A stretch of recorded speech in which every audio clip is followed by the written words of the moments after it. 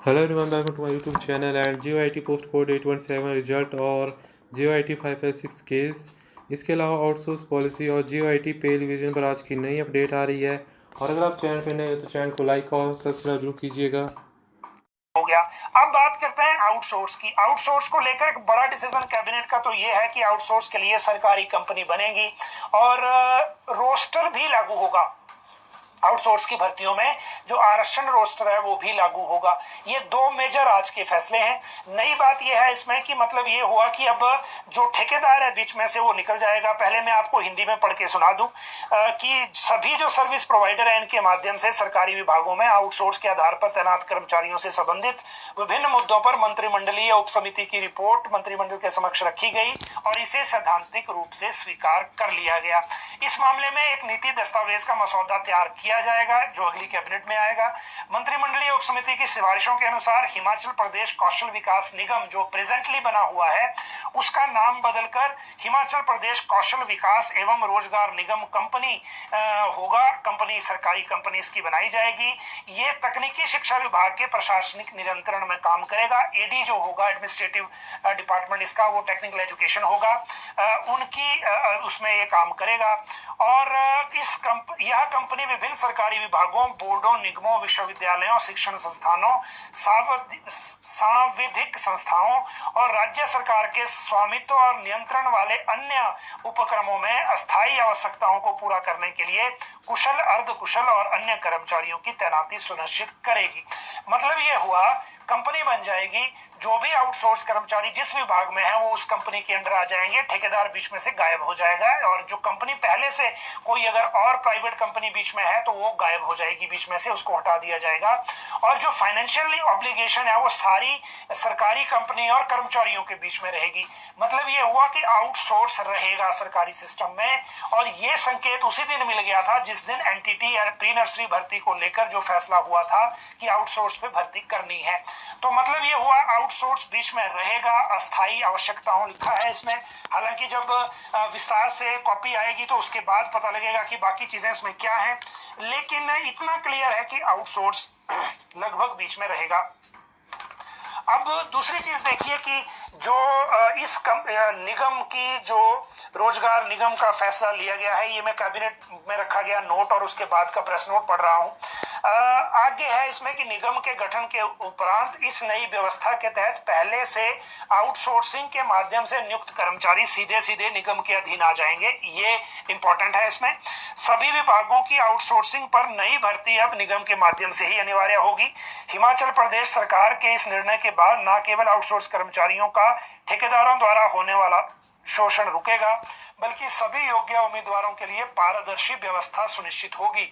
योग्य उम्मीदवारों को मेरिट आधारित नियुक्तियां प्रदान की जा सकेंगी। ये नई व्यवस्था आउटसोर्सिंग पर नियुक्त कर्मचारियों की विभिन्न समस्याओं के निदान हेतु मील पत्थर साबित होगी, जैसे समय पर वेतन न मिलना, विलंबित भुगतान, भुगतान न करने और ठेकेदारों द्वारा कम भुगतान।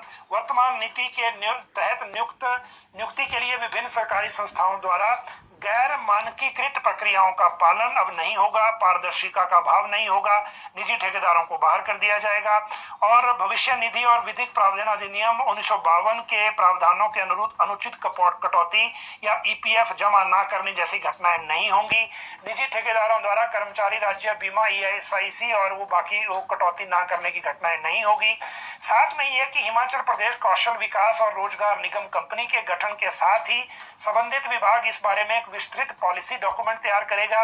इसके साथ ही निगम द्वारा एक ऑनलाइन एप्लीकेशन मॉडल विकसित किया जाएगा, ये आउटसोर्स को लेकर है, जिसके तहत योग्य उम्मीदवारों को आवेदन से लेकर नियुक्ति पत्र जारी होने तक की प्रक्रिया ऑनलाइन की जा सकेगी। नई व्यवस्था के अंतर्गत रिजर्वेशन रोस्टर की अनुपालना भी सुनिश्चित हो पाएगी। ये नोट है। तो जो आउटसोर्स में हो रहा है अब वो इसके जरिए होगा। और अब जितनी क्लैरिटी आज तक की है वो मैंने अभी आपको बता दी। बाकी जो भी हमने कल आपको बताया था कि जो कल के 27 सितंबर की डेट में जो नोटिफिकेशन जारी हुई थी RNP रूल में संशोधन की, उसमें संशोधन अब दोबारा से होगा। वजह यह है कि ये जो संशोधन किया गया था इस संशोधन में जो आगे व्यवस्था बनाई गई थी उसमें यह किया गया था कि लेवल 10 में 5 साल के बाद, इनके 5 साल की नियमित सेवा के बाद जूनियर ऑफिस असिस्टेंट आईटी को लेवल 10 यानी कि 38,100 में फिक्स किया जा रहा था, जबकि क्लर्क को इसी अवधि में लेवल 7 में 28,900 पे फिक्स किया गया है। और कल हमने, क्योंकि क्लर्कों ने इसके बारे में आवाज उठाई थी और उसके बाद हमने ये मैटर फाइनेंस डिपार्टमेंट के साथ टेकअप किया था, और आज हमें जो सूचना फाइनेंस से मिली है उसके मुताबिक इसकी जो फिक्सेशन में थोड़ी गलती हुई है। पब्लिक सर्विस कमीशन फाइल गई थी, वहां से एक सुझाव आया था, उसको कैलकुलेट करने के चक्कर में ये फिक्सेशन गलत हो गई और अब इसको अमेंड किया जा रहा है। आज जो स्पेशल सेक्रेटरी फाइनेंस है उन्होंने ये बताया है कि ब्रांच को कहा गया है कि इसको अमेंड करें, 1-2 दिन में ये अमेंडमेंट हो जाएगी और उसके बाद जो ये संशय और इसके बारे में कंफ्यूजन बीच में हुआ है उसको दुरुस्त कर दिया जाएगा। तो अब इस अमेंडमेंट का इंतजार करें, क्योंकि आज भी जो क्लर्क हैं उन्होंने जो एनजीओ भवन है, राजपत्रित कर्मचारी महासंघ के जो अध्यक्ष का ऑफिस है सचिवालय के पीछे, वहां एकजुट होने का फैसला किया था। महासंघ के अध्यक्ष ने इनको कहा कि आप अभी रुकिए क्योंकि इस बारे में पुनर्विचार हो रहा है कुछ, और उसके बाद वो नहीं आए, लेकिन अमेंडमेंट इसमें हो रही है।